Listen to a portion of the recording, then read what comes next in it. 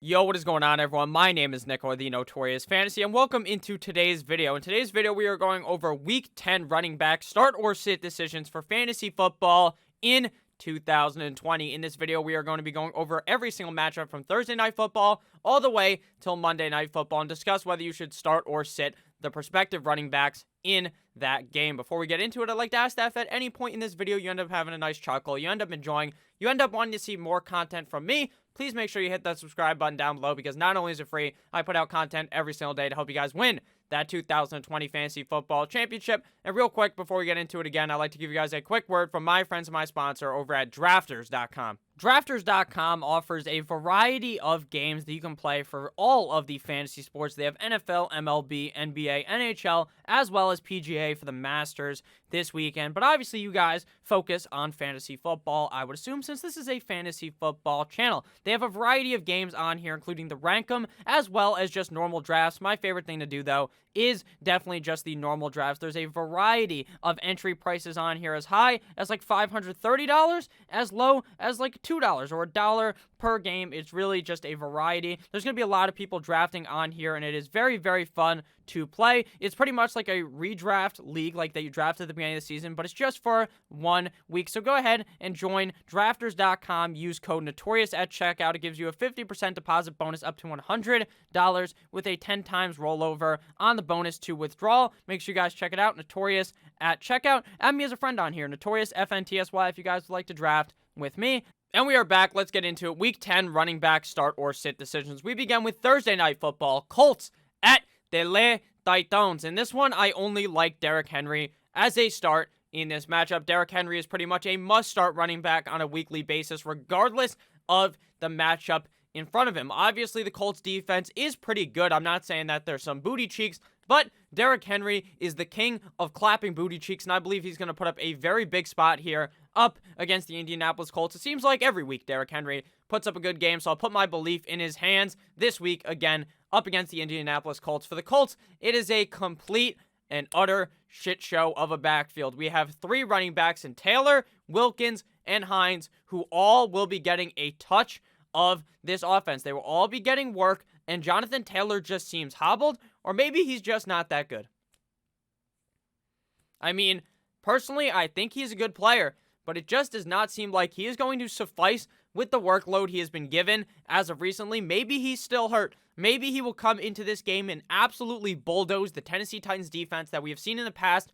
Has been a defense that could get bulldozed by a running back, but I'm just not believing in Jonathan Taylor as of right now, so I'm going to sit him. And unless Jonathan Taylor was out of the game, I don't feel comfortable starting Wilkins or Hines in this matchup. Next game, here we got the Philadelphia Eagles at the New York Football Giants. In this one, it seems like this is going to be Miles Scott's return game. Miles Scott, I just combined the two guys' names. Miles Sanders' return game this week after being out for a couple of weeks. Now, if he doesn't play, obviously, you're going to be playing Boston Scott. Boston Scott 2 weeks ago, or 3 weeks ago now, that is on Thursday night or Monday Night Football, whichever one it was, where the Eagles played the Giants. He played very, very well in that matchup, made the game-closing touchdown reception in that one. So I think if Miles Sanders was to miss, Boston Scott is a must-start player, but obviously if Miles Sanders plays, Boston Scott is about as useful as a used condom, so go ahead and sit him down on your bench if Miles Sanders is to play. I expect Miles Sanders to play, so since it's likely that he is going to return, he's a must-start this week as well. He's going to get a whole lot of work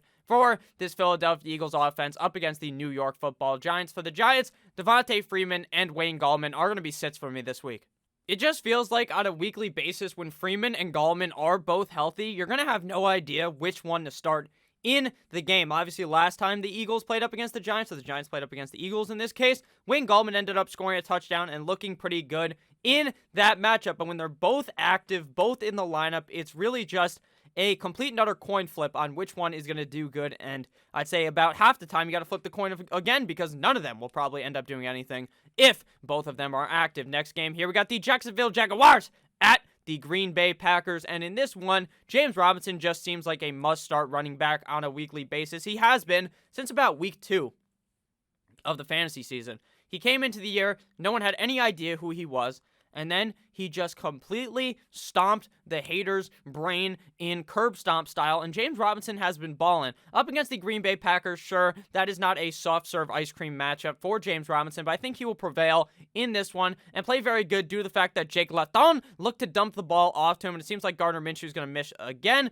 according to what I have read. So it seems like Lutton's going to get the go-ahead. And I think James Robinson will be fine this week up against the Green Bay Packers. Aaron Jones is, or Aaron Jones, as I like to call him, is a must-start running back on a weekly basis. Many people in the offseason were very wrong on Aaron Jones. He could not do this. He could not do that. He can't keep up the touchdowns. If he loses the touchdowns, he won't be scoring the points. And I proved in the offseason that that was wrong. And Aaron Jones, during the season, has proved to you that that notion was fake news. Aaron Jones is going to be balling out up against a not-so-hot Jacksonville Jaguars defense. I would not be surprised at all if he was the running back one on the week. But with the way Dalvin Cook has been running, it's going to be very hard to pass up Dalvin Cook as the number one guy on the week. Next game, here we got the Washington football team at the Detroit Lions. And this one has a smorgasbord of running backs to go ahead and start in this matchup.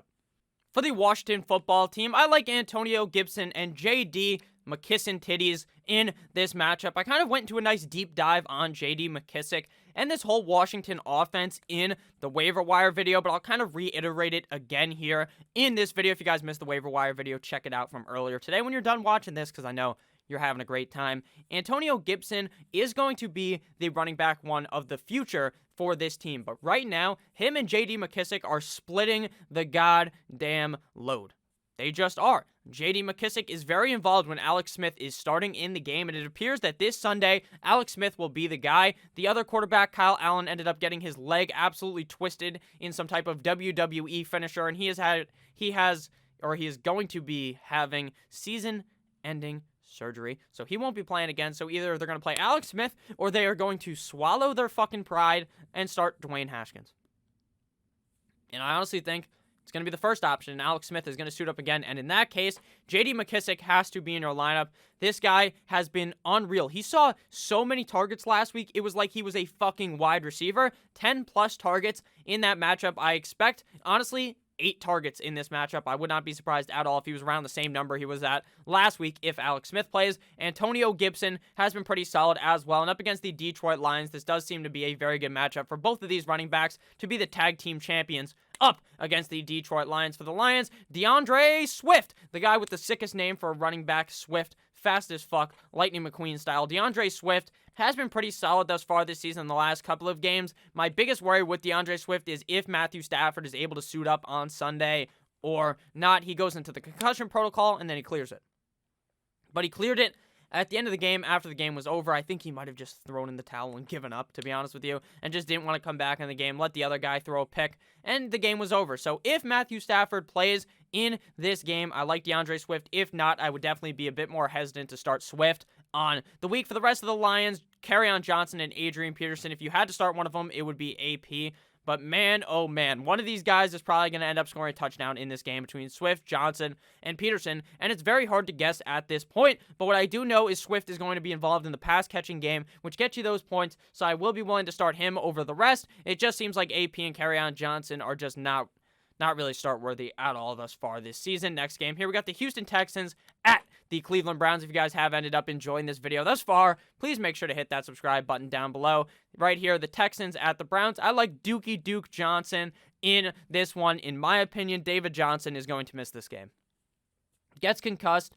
No real reason to rush him back here. The team is dead for their playoff hopes. Maybe they bring him back, but I don't think so. And if he does not play, Duke Johnson is a must start in this matchup. This is a revenge game. If you guys remember Duke Johnson, the PPR god that you could draft in like the 13th round every single year when he was on the Browns, and he would get you like 10 points every single week. This is a revenge game because he used to be on the Cleveland Browns. Duke Johnson is going to get down and dirty with the Cleveland Browns and stick it in their brown hole. I think Duke Johnson's going to end up with a big game here if he ends up getting the start, obviously, if David Johnson ends up missing. For the Browns, they have put up a tweet that is the most beautiful tweet ever. It's like the bat signal, but instead it was just a picture of fucking Nick Chubb's face because the motherfucker is finally back. The King is back. The King has returned in this matchup up against the Houston Texans. One of the best matchups that you could have for a running back. That Houston Texans defense has split wide open like the Red Sea for Moses. So I think Nick Chubb is going to have a triumphant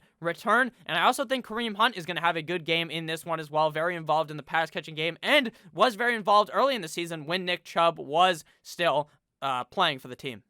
Again, David Johnson is obviously going to be a sit if he doesn't play. If he does play, I will play him ahead of Duke Johnson. The concussion protocol in the NFL is so fucking confusing. Some guys, they can clear it in like 3 days. They have a concussion, magically they're back. Other guys, they're out for like 2 weeks. So to me, it's a complete and utter dice roll if David Johnson will be back. And based on how they've been kind of holding guys back this year on the concussion protocol, I feel like he's going to end up missing this one. Next game, here we got the Tampa Bay Buccaneers and Tampa Bay Tom Brady at the Carolina Panthers. In this one, it seems like Christian McCaffrey, he finally came back, made his triumphant return and played well, but then he gets knocked out of the game, and it seems like he is going to be missing this week. We'll know tomorrow, based upon some MRI that they're going to do, if it's going to be a 1 week missing, or if he's going to be gone for weeks.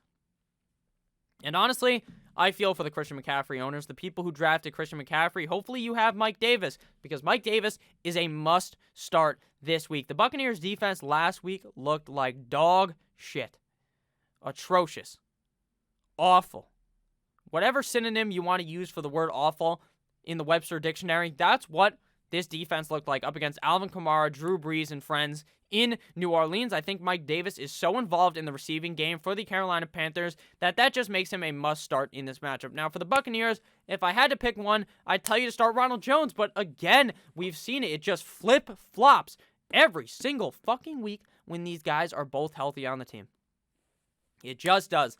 1 week it'll be Jones, then Jones will fumble, then it'll be Fournette. Then Fournette will fuck something up, then Arians kicks him out and throws Ronald Jones in. It is a teeter-totter, a seesaw of sorts of an offense. So I'm just going to go ahead and run away, and we're running in circles. Shout out to Post Malone. We're running away from this backfield. Ronald Jones, Leonard Fournette are going to be sits for this week, and in my opinion, I don't think Christian McCaffrey suits up. So he is going to be a sit as well this week. Next matchup here, we got my Miami Dolphins up against the Chargers. Chargers at the Miami Dolphins, the rookie showdown. Justin Herbert, the pervert, Horsecock Herbert versus Tua Tagovailoa. Man, oh man, was I wrong about Justin Jackson? Now, was I wrong because he played bad? No, I was just wrong because he got hurt.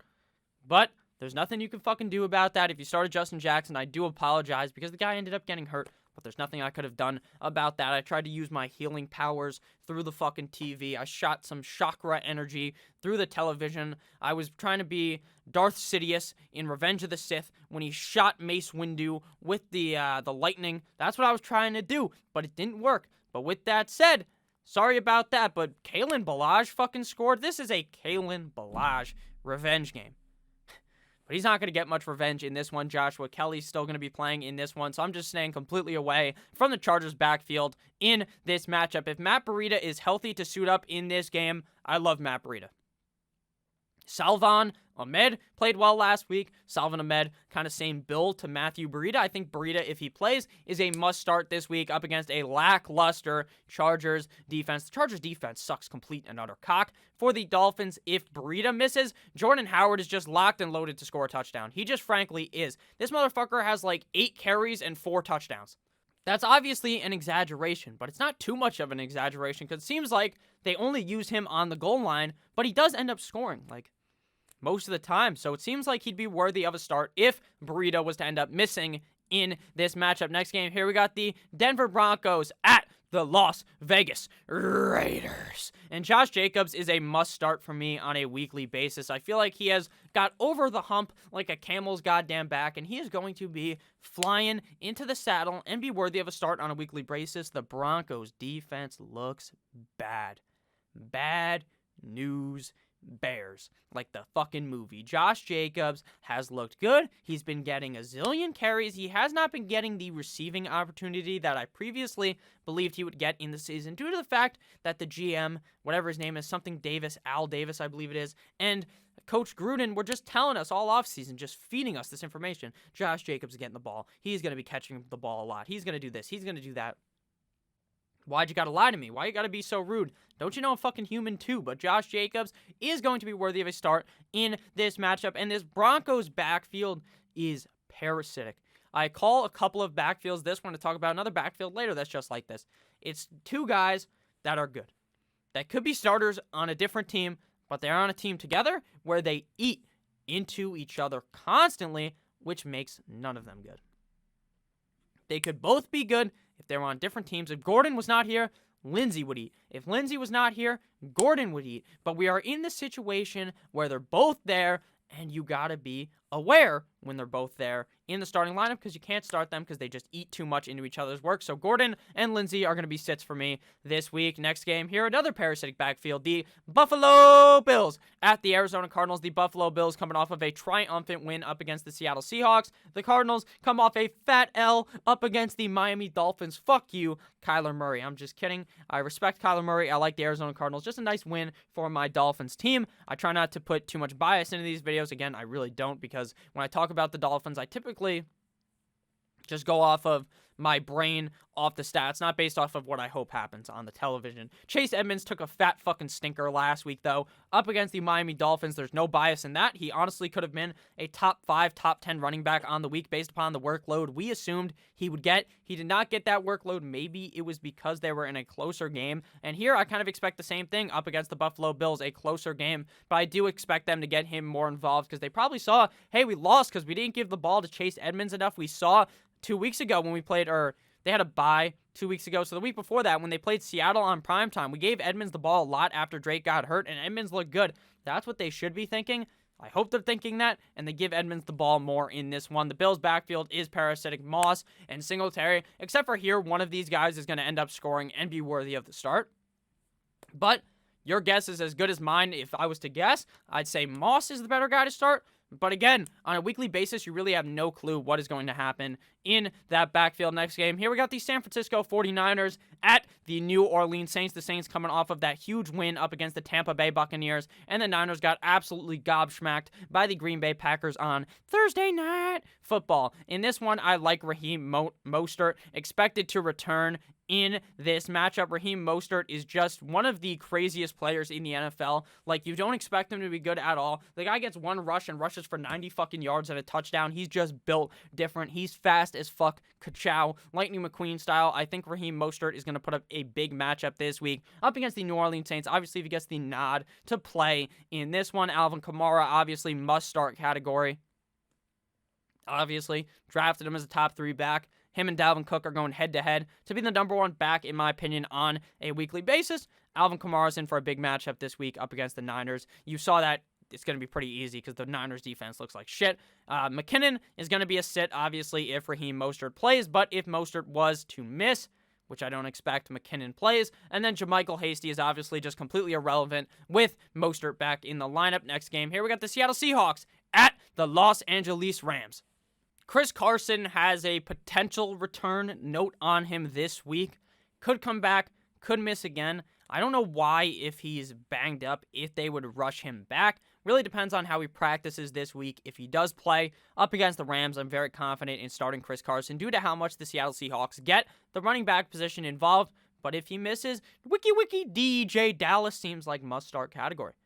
He just does. He's scoring. He's involved in the Seattle offense, whether they're up or down, they're in or they're out. It doesn't fucking matter. DJ Dallas will be involved. The running back will be involved. So if Carson plays, you start Carson. If Carson misses, you play wiki DJ Dallas. For the Rams, you're going to play Darrell Henderson. I think I've solved the complete Rubik's Cube, the complication puzzle that is the Rams backfield. It's Darrell Henderson. He is the one and only answer. The one, the only, Darrell Henderson, because it just seems like Brown, goal line back, involved sometimes. Akers, just seems like Sean McVay hates him. Maybe Akers fucked his wife or something. That has to be the only explanation. So, with that said, Darrell Henderson is going to be the running back I fly out this week. Would I be surprised if he sucked cock and someone else blew up? No.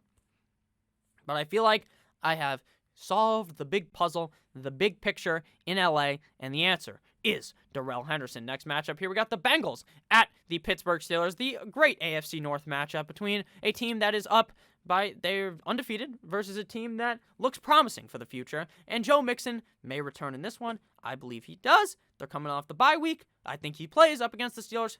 Tough matchup. But we've seen running backs played good against the Steelers. I'm not putting him in must-start category because there's potential that at this point in the year, if you're a really good team, you have other guys then mixing that you can play. So he's not a must-start, but he is a start in situations where you got to play him. James Conner, pretty solid running back, was kind of missing last Sunday up against the Dallas Cowboys. I feel like the thing with the Cowboys is the Steelers is their coaching. Mike Tomlin just plays down to the opponent. If he thinks Mike McCarthy has a fucking hamster running his brain, he is going to use a hamster to run his brain that week. He just plays down to them. He's playing up against Bill Belichick. He's going to try to do some weird shit, shift the rules, and do something crazy. This week, he gets the Bengals.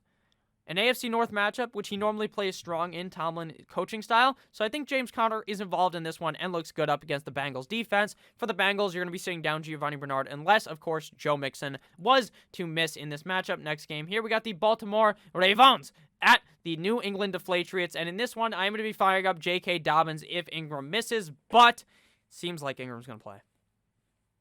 That's what it seems like. So I would be sitting J.K. Dobbins in that case. I'm sitting Ingram in that case. And I'm sitting Gus Edwards in that case. Because, frankly, this Ravens backfield is a carousel of fuckery. Except for, you know for a fact one of those motherfuckers is going to score. And you know for a fact if you have all three of them, you're better off pulling off a Stevie Wonder impression, closing your fucking eyes, and smacking your keyboard like it's the piano, and letting that input your lineup when it comes to one of those running backs. Because on a weekly basis, there's no way that you can figure that out. For the Patriots, if Damian Harris is to miss this matchup, probably 50-50 if he makes it or not, then Sexy Rexy is a must-start in this matchup because Bill Belichick loves him, even up against a tough Ravens defense. For the rest of the Patriots, Harris, I'm not playing, obviously, if he misses. If he plays, not too sure I'd want to start him. And then James White, he sucks.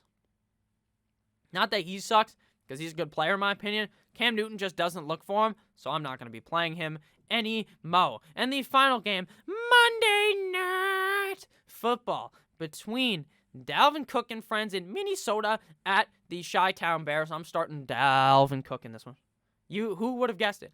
Dalvin Cook, knock on wood, has not suffered a extreme injury this year. He has played healthy, and he has proved me wrong. Now, I knew the guy was good. I've always been on the Dalvin Cook is good train, but I've never been on the Dalvin Cook can stay healthy train. Knock on wood. He has. He has. He's proved me wrong. So, Dalvin Cook's a must start at this point. He always has been this year.